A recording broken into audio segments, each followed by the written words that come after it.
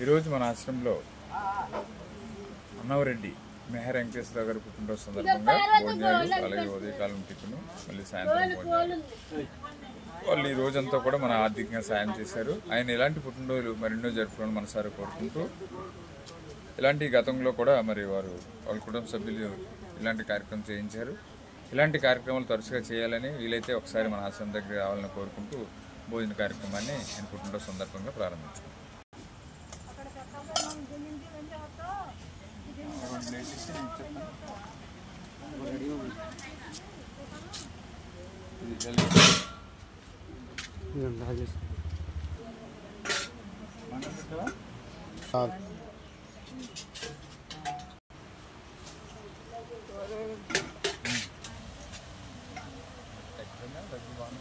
government హాస్పిటల్లోకి వెళ్ళాక